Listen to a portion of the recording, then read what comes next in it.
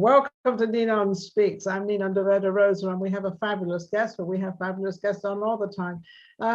They mostly have very different things that they do, so we try to sort out and see where we can help them, what we can do for them, and get them out there. As of our internet show, NinonSpeaks is a show which is totally worldwide, absolutely amazing. We're in every country, and a lot of our guests are from different countries, so that's why we do this on Zoom.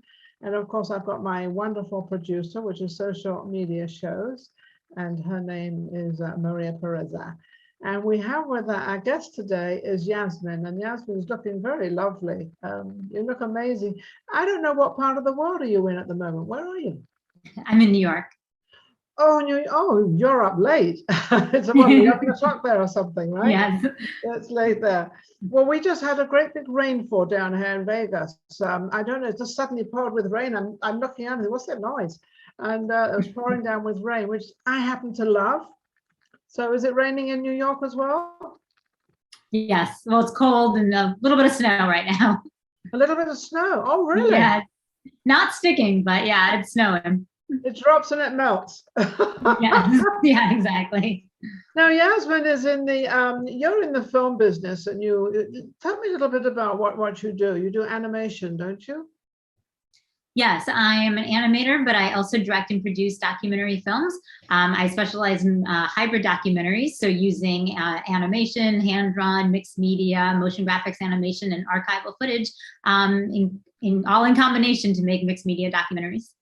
That's one. I've noticed they mix an awful lot of regular filming, which is what I call it, and animation together these days. Why are they doing that? Is that to attract people's attention, or just to give it a little different vibe? Yeah, you know, I think when I started doing it, nobody used animation for documentaries, and it was very unique. And over time, people have been using it a lot more. I think people have sort of started to understand that animation can be used in sort of more adult ways, right? Not just a kid's thing. Yeah, that's true. I've never thought of it as of that way, but you're right. It's both now. You know, so have the kids become grown up and we've become kids? Something like that. We're switching places, which why not? Why not? What sort of animation do you do? Do you do cartoons, or what do you do? Do you do people's, like, do you get people's like head and then attach kind of the body and different things like that? Not quite that fancy. I do motion graphics animation, but I also art direct and creative direct all types of animation. So 2D, 3D, hand-drawn. But myself, I only do 2D animation. Now you say hand-drawn. Do you do a lot of the drawing? Because animation isn't, I mean, correct me, animation is what, page to page or something, isn't it? It's sort of like picture to picture to picture. Yeah, so there's different ways of doing it. If you do hand-drawn frame by frame, so typically in film, it's 24 frames per second. So you could do as many as 24 drawings to fill in a 1 second of animation. But I do more 2D motion graphics animation, which is on the computer. So it's a little bit easier because we have keyframes and the computer sort of fills in from point A to point B. How long does it take to be an animator? Because it seems to me to be very, I don't want to say tedious, but when you say you've got all these frames to 1 second, that's saying the same thing all the time. That could be rather tedious. Yes, it is tedious. More so, I feel like the hand-drawn animation where you are doing frame by frame versus on the computer, but certainly it's tedious. It's many, many hours in front of the computer. Yeah, many hours putting all that crazy stuff together. And it is, because it's always, why does animation always make people laugh? You know, we always laugh. We have that, we see it, we look at it, we laugh. Well, I say my animation people don't laugh. I do a lot more serious animation. I work in documentaries. So I use animation a lot of times to portray things that you wouldn't want to show necessarily in live action. So a lot of my films deal with very difficult topics: human trafficking, child abuse, for children in foster care and the child welfare system. So we use it in a very different way. Instead of making people laugh, we're using it in a way to use sort of metaphorical images and symbolism to get across things that would be very difficult for somebody to recount or reenact. Is that for somebody to understand more what you're trying to explain, and you're explaining it in a more quiet, subdued way? Exactly. Yeah, I think there's just a lot more creative license to be able to use animation to tell some of these stories. To tell us, so because you wouldn't, because you don't think of animation like that, as I said before. You always want to laugh, whereas yours is totally different. Mm-hmm. It's totally different, but it's still explaining something in a very unusual way. So how long are your documentaries? I'm currently working on a feature film, but it is my first feature. And up until now, I've been working on documentary shorts, which are roughly 10 to 15 minutes each. And how long does that take you to put together as of, from beginning to end? Yeah, I'd say each 10 to 15 minute documentary takes about a year. Takes a year? Yeah. Well, I hope they pay you well. I don't think any documentary filmmakers make money. I hope they do, because that's, especially because is this not something new, doing these animation and documentaries? It's something fairly new, isn't it, really? Or newish? Yeah, newish. I feel like people were doing it, like 20 years ago, and it just wasn't that common. But nowadays, you're starting to see it more and more, and people are more familiar with it. Even, just now we had obviously the Oscars last night, and the best one film was nominated for best documentary and best animation because it was an animated documentary. So I feel like it is becoming more common these days. How did you feel when that came up last night? You must have been very excited because that's your business. Yeah, no, I remember that film was at Sundance, I guess a year ago now. And I was really excited when it won the Sundance Jury Award because, getting prestige at that level for an animated documentary, that was a first. Yes. So. Did you have anything to do with that movie? No, I was just excited to watch that movie. Just the excitement of watching it. Well, yeah. There was quite a few things going on in that awards. What do you think of the the slapping of the face? That was quite something. Did you see that?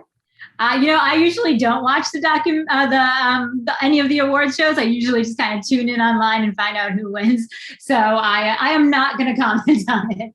Well, I don't mind commenting on it because I had just read about Will Smith that he had calmed down and he got himself more together and he was more in control of himself. And there was this beautiful article about him and it was really, really nice. And so then all of a sudden this happens and I thought, "Ooh, what happened?" So I'm kind of sort of like what went on and what happened. But I guess these things happen. I think a lot of people thought it was set up. So I don't think people really know what it was, whether it wasn't, or what it was, or how it was. But let's put it this way. That's the entertainment business. You never know, really, whether something's put up or something's not or made to happen or whatever the case may be. You don't know. So you are now at the moment working on a movie? Yes. So I have been working for many years now, 8 years, on a series of animated documentary shorts where youth in the child welfare system get a chance to tell their own stories. And through that foster care film series that we had been working on, we had created four completed short films, and then what was supposed to be our fifth film took some unexpected turns, as documentary films do, and it has turned into a feature film. So we've been working on it for many years and hoping to complete it in the next few years. And what is this all about? Is it all about child abuse? So that is a predominant theme in it. The film is about we're following a woman. She's a Vietnamese American woman who was born during the Vietnam War, and she lives in the United States. And her basically, when she was 12, she lost her mother in a car accident. And fast forward 30 years later, she wants to kind of find out what's happened to her family. She ended up in foster care and all these things happened to her. So she goes back to kind of learn the truth, and she learns some very unexpected truths. And during the course of our filming, she found out that she had another sister who lives in Vietnam. And so her and her younger sister, who she had reunited with as an adult, they went to Vietnam, and once they got there, they learned many other new truths after being reunited with their family. And one of the themes is that all the siblings had been suffering through abandonment, loss, and abuse. So it sounds like this could be a happy ending to what you're doing, because if they've all gone back to Vietnam and they've sort of reconnected without knowing that this family, this was a large family, actually, it sounds like it. and they're all connected. So sounds like it ends up very happily, but it's what happens in between that is indented in your kind of your life forever, isn't it? Exactly. So we're following their healing process and that journey. And so we're using animation to sort of tell that backstory of what's happened in their past while documenting in live action the healing journey and of them reconnecting and now sort of finding a way to build their own families, maybe a little bit different than what you would have thought, but to find their way to build these families together, despite still being miles apart. Obviously with the pandemic, they haven't been able to stay reunited, but digitally at least they have. Well, I was going to say, through this digital thing and computers and everything, you can connect. Like I'm here and you're in New York. It's this incredible way of doing things these days, which makes it much easier. It makes a connection much easier, especially when you're doing a story like you're doing. Now, do you have backing for this? You have funding and everything? Yes, so we're still looking for funding, but we've gone through development phase and we are in the middle of production, and so we have funding for production. So but the animation is where the expenses come in. Yeah, and I would have thought it would have been the opposite way around. I would have thought the animation would have been easier, but it's not. It's quite intensive to do animation, and because this is a feature-length film, I don't know exactly how much will be animated, but we're expecting like a third to a half to be animated. So that's really where the bulk of our costs are going to be. Yeah, we do have production funds. Yeah, so you're still looking for funds. Okay, if anybody is listening to this or watching this program, hopefully, where do they send the funds to if they want to fund this and help you with this?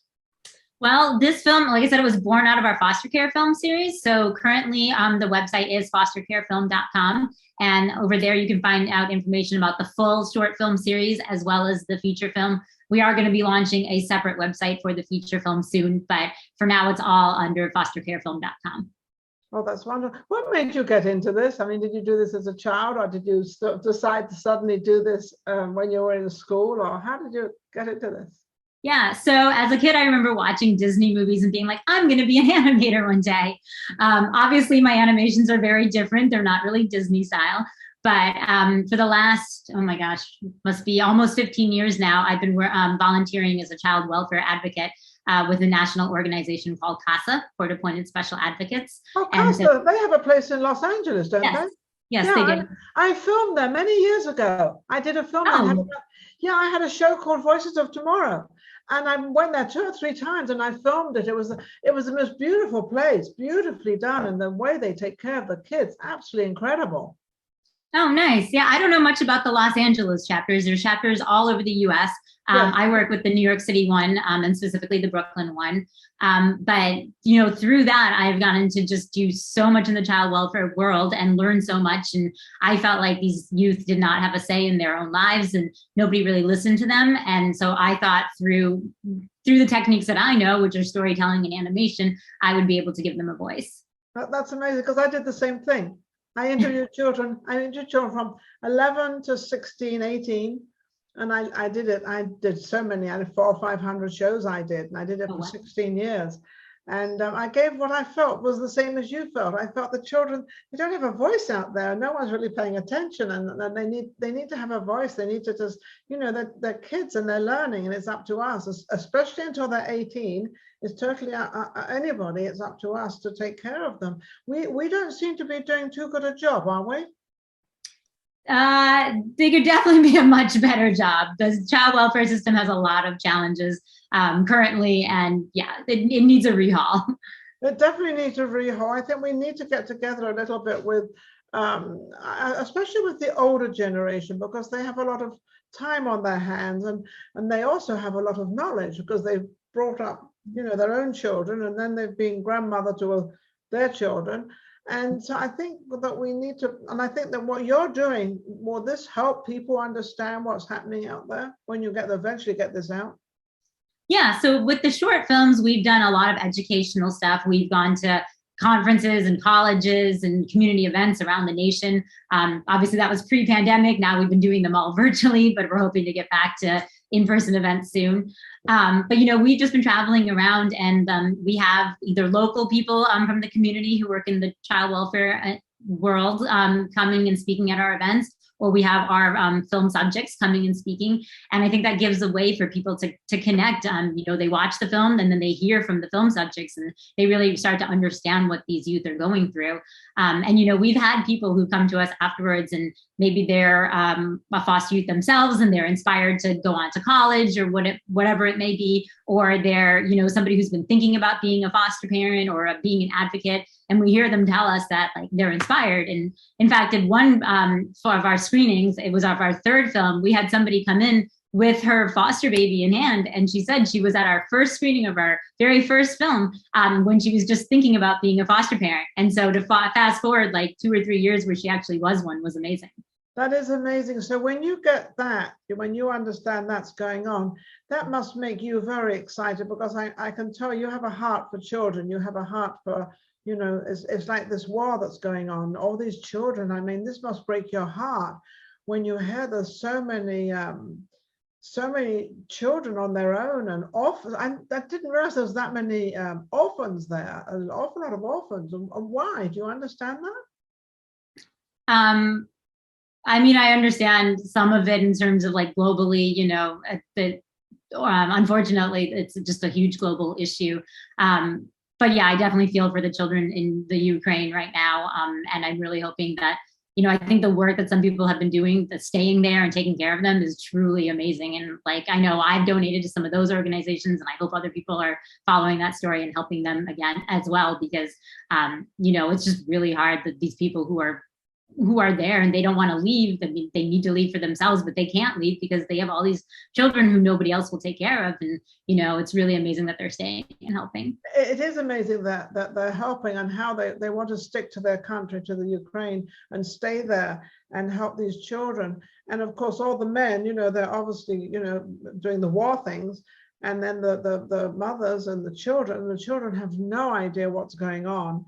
And it's, when you think you have a home, like you have a home or apartment or whatever you have, and all of a sudden it's gone, and within minutes it's just gone. For a child, that must be very difficult. Do you bring that kind of sort of feeling, not obviously the Ukraine war, but of the feeling of a child being in despair of life, of not knowing where I'm going, what I'm doing? Do they understand that at that young age? Yeah, so most of the people we've interviewed, they're all 18 and over, just for, just the ease of legal issues. But they talk about that situation, and they're not coming from war; they're coming from, difficult situations in their homes. But they talk about that situation, and they very much understand and remember those things. It doesn't go away, No, but we often think it goes away and everything's fine, but it's not. We're talking about a child. And a child, we always like to remember we played with these kids and that was my girlfriend and that was my boyfriend and all these happy, wonderful things. But then we have all this other stuff coming into our lives that is very tragic. But especially when the children, forgetting the war and all that, well, not forgetting the war, but being in another situation where the children are, still adopted and still put into homes, that must be, how do you get that message out there, and how do you explain that to the world? Because you're going obviously worldwide with what you do, right? Yes. So, most of our filming, besides the Vietnam story, has been in the US, but a number of our stories did start in other places. One of our last film, the story started in Tunisia. So we do have worldwide situations that we're documenting. And are they all different, or are they all, we're dealing with children are children. Are they all basically the same? They all basically have the same sort of story. Mom and dad go, or dad goes, mom goes, and they both go. And no, our stories have been very, very different. They all have certain themes, that you can definitely see among them. But the actual stories are different. Our first film is a New York City story where the young woman, she ends up going back to her birth mother. And then, in our second film, we have a woman who identifies as part Native American, and she ends up finding her family by choice in the Muslim hip hop community. And our third story is about a young woman who doesn't end up in foster care until shortly before her 18th birthday, and her best friend's family ends up adopting her. And our fourth story is a human trafficking story. So they're extremely different experiences, but I think the thing that is sort of universal in all of them are some of these themes of like, how they feel and like dealing with the abuse and the abandonment. Being abandoned and being like, you know, when nobody wants me. I mean, they don't want me in a place where I'm really supposed to be wanted. And I like, because you can't take that away from anybody, because everybody knows how good families are. You've got the greatest family. And I'm sure children talk to children, and they listen to what their mom and dads do and how they are great to their kids. And they look at themselves. They must feel awfully, you know, do you manage to get that story out there like that? That the feeling of the child of, before you do something as a parent or as a grown up, think about it before, think about the child, not yourself, I guess is probably the answer. Yeah, you know, the interesting thing is, I think one of the universal things we do see is that how people have sort of gone through this, and the thing they talk about are the people who do believe in them. So like the young woman in our first film, she talks about her great grandmother, and even though she didn't get to live with her for very long, like she calls it like the foundation of love, like the foundation that she was sort of able to hold on to, knowing that somebody wanted her. And I think everybody in all of our films sort of talks about that they had a mentor, a teacher, or, you know, a best friend's family, or whoever it may be, who could kind of get them through those difficult times. You know, it's funny how you mentioned a happy moment, how you mentioned a lot of these young people, boys and girls, how they've gone through these bad moments, but they always seem to remember that beautiful moment of, as you said, your grandmother or your mother or your best friend or whomever. Now, is there a difference between boys and girls as of the attitude of what's going on? Is the young boy stronger, or is he just the same as, are they still just children? Just female and male, and they treat it the same way, or is it a little? Do you find it a little different with? No, I mean, I found that everybody we've talked to is just incredibly strong. Like, to have gone through all of that and gotten to a point where they're able to publicly share their story, you know, that's a hard thing to do. So I feel every single person we've spoken to is incredibly strong. I do find that the people we've talked to, women or young girls, are more likely to share their stories. I think they're a little bit more open. We certainly have more of them on our panels when we host events, but everybody that we've talked to has just been incredible. They've been incredible. Are you going to continue doing movies like this? And is this your sort of your niche with the animation and putting together stories about the younger generation? Yeah, so we sort of got distracted with this feature film, but the original intent was to make an 8-part short film series. So I do hope to one day finish it once we're done with this feature film and kind of go back to the other stories that we were telling. We actually recorded them many years ago now. So hopefully we'll get a chance to get those edited and out there to the world as well. Get them edited. Do you actually travel to each country or each state or wherever it may be? Do you actually travel to that place and actually do the movie there, and then bring it back and then start, you know, doing the editing and everything, and bringing in the animation? Yeah, so we've had a number of stories that are local to New York, where we're based, which has obviously made it easier, but we have traveled for some of our other stories. You have. Do you like that? Do you like I mean, it must be, you must, as well as looking at a lot of tragedy, which is what you do. I know you do, because I've been there myself. I know what you look at and I know what you see, and it tears your heart about. But at the same time, when you're doing what you're doing, it brings a little excitement that you can actually bring something to the forefront, that you can actually make the effort and put this out there of what exactly is happening with our younger generation. And this is throughout the world. This is not just America or wherever. It's throughout the world. Am I right? Yeah, and you know, less so the travel to make the films as it is the travel once the films are done and out there, you know, pre-pandemic and hopefully moving forward.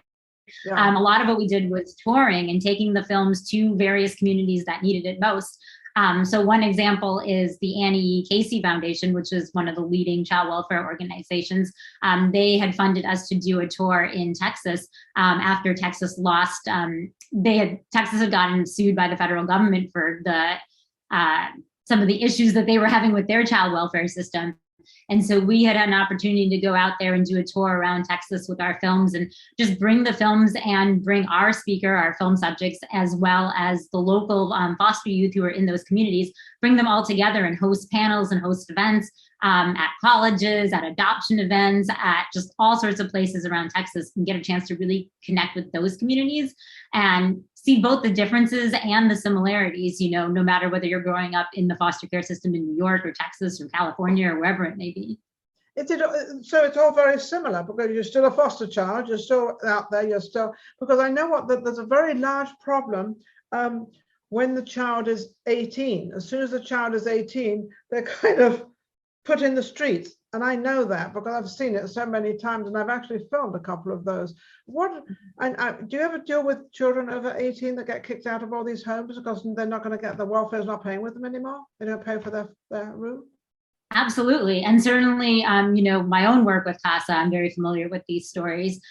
So one of the big differences is that depending on which state you're in, the age varies. Yes. More states are trying to make it 21. In New York, it's 21. I believe Connecticut is 23. No one else, I don't think, has gotten it to that age, but that's amazing. But yeah, so many states still are 18. And actually in our feature film, the young woman now is in her 30s, so this is a while ago, but she talks about the fact that she had stayed with the same foster mother for 10 years, and on her 18th birthday she was told, you can stay until you're done with school, high school, and then that's it, you're done. After 10 years. She's been there 10 years? Yeah. I hope our audience is listening to this, and I hope our audience and anybody who has adopted children don't do that. I mean, that must be, the child, what is the child? Yes, the child's 18 and knows a lot. Let's not misunderstand our children. But at the same time, to be told, and go and get a job, and you can't go to college, and you've got to get a job, and you've got to get an apartment, or you've got to get this, and this, and be on your own. How do they cope with that? How do they do that? Not well. Who would, right? Like, none of us would. We in New York, we partner with an organization called City Living New York to do a lot of our events. And that organization is actually run by my former CASA supervisor, who quit her job at CASA and said, I'm going to start an organization for this particular category of people that we're talking about, youth who've aged out of the foster care system. And it was because she saw this need where suddenly you're at this age and you have no support and everything's been cut off. And what do you do? Like, if you're lucky to get housing, which is in New York, not, and then certainly in LA, very hard to do. But if you're lucky to get a housing voucher, then what? You see a lot of these kids, like, they get into this housing and they don't have a bed, they don't have lights, they don't have dishes. Right? That bothers me. I was going to open up a home for over 18-year-olds, actually, and I think that's what we need. We need homes for over 18 for them, and they can stay there, for 2 or 3 months, and not live there forever, but at least they've got somewhere that they can organize, because a lot of these people, they just throw them out, apparently. Now, Yasmin, how can anybody get hold of you and your organization that they can get involved with helping you funding, and also helping you with the younger generation? Yeah, if they want to reach out via email, it's info@fostercarefilm.com. We're always doing screenings. May is National Foster Care Month, so we've been really busy just lining up screenings and events. It's also National Mental Health Month, so we're trying to do a lot of stuff in the kind of that intersection between child welfare and mental health. They can also reach out to us on social media. We're on Instagram and Facebook and Twitter, and it's all @fostercarefilm, so it's pretty easy to find. Okay, well, @fostercarefilms is where you can find Yasmin, and you can find her organization and what she's doing. Donations, obviously, they definitely need those, 100%, I believe, just to keep it going. But also, it's not only donating for the film, it's helping the younger generation. And I think that's what Yasmin, that's what you're all about. It's helping the younger generation, getting the word out, because I did that in another way, of getting the word out of what our children need, and they need us. They might, I know children, and I've got their backs. I know children from 12 to probably 16, they've got their own attitude and their own way, but that's just growing up. That's just how it is. That's just how children are. I went through it, and I'm quite sure you went through it, Yasmin.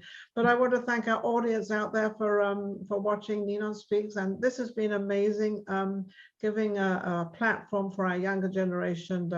And I think it's amazing. Thank you so much, very much, for what you do and your kindness. Well, thank you, and thank you for having me. Stay connected, and we'll be right back. Take care. Everybody out there, thank you for making NinonSpeaks worldwide. We'll be back sometime with our next one. Take care.